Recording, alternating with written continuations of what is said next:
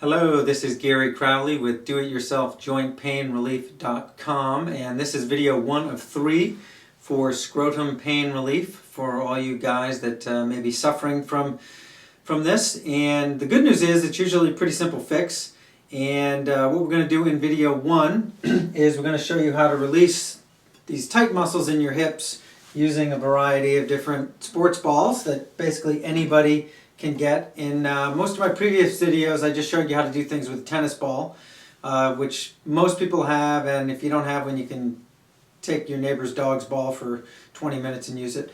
But lately I've been showing that basically everybody's a little different. For some people this ball will work, for some people this ball that I think is from a pitching machine will work. If you go to Sports Authority and buy 3 or 4 of different sizes, you'll probably find for your hips and in different spots, different balls will be good. So what we're going to do here today is we're going to release all the muscles, the tight muscles in your hips here that may be grabbing those nerves that come out of your tailbone and innervate your scrotum. So basically your second and third sacral nerves, the nerves that come out of your sacrum, your tailbone, are what innervate your scrotum. So any of these muscle groups on either side, here's your tailbone, right here, here's the head of your femur, your greater trochanter, and anywhere between here and here is all these muscles, and any of them being tight on either side can be playing a causative role in that nerve getting pulled on. So you want to make sure you do both sides. Sometimes it's some on the other side that's actually yanking on your tailbone, and the side that hurts is reacting to that. So you just want to make sure you free your whole pelvis. And basically what we're going to do here is the tennis ball press technique. On my website there's a techniques page where they're like 2-minute videos showing you of the 4 techniques that I basically do. So if you want a little additional help, go to the techniques page, watch the things. It'll only help you do it better, but it's pretty simple.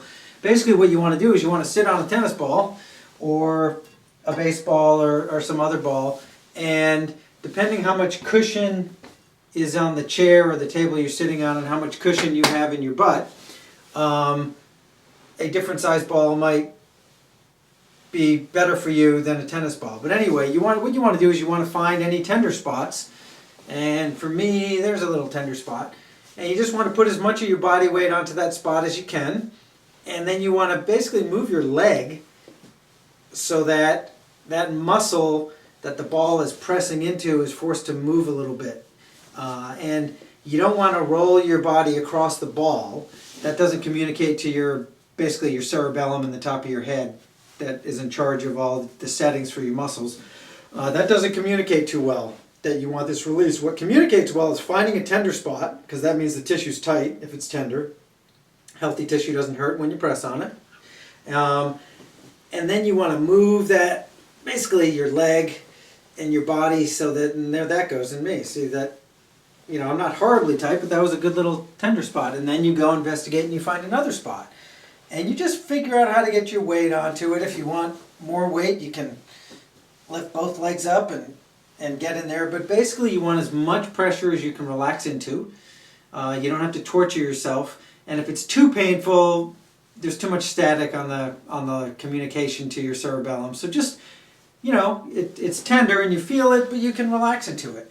And then your cerebellum gets the hint and generally releases that tissue. Now, as I get higher up, I've just learned that I like to use this baseball kind of size ball. And for some reason up here, for me, this is about just the perfect amount of weight. And I get on there and I release that tissue, and then I'll scoot over a little bit and I'll do that. And again, this is the right ball for me in this spot versus, for the cushion I have here and the cushion I have in my butt in this spot. And you might have to play a little bit, but I don't know, it's kind of fun scooting around, figuring out what's tight in your body and what isn't. Now in me, actually I kind of like this ball in most places. Maybe deep down here. See, it's a little big for that kind of just where my sits bones are, between that and my tailbone. So this is good. This is like that deep spot right here.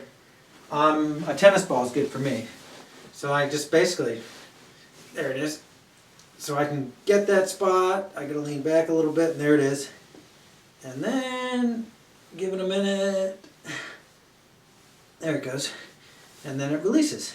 And again, I'm not that tight. I don't have any scrotum pain at the moment, but in the past, when I was lifting a lot of Russian kettlebells and doing, 200-300 kind of squat motions in my workouts, these get really tight, and sometimes I would get that pain.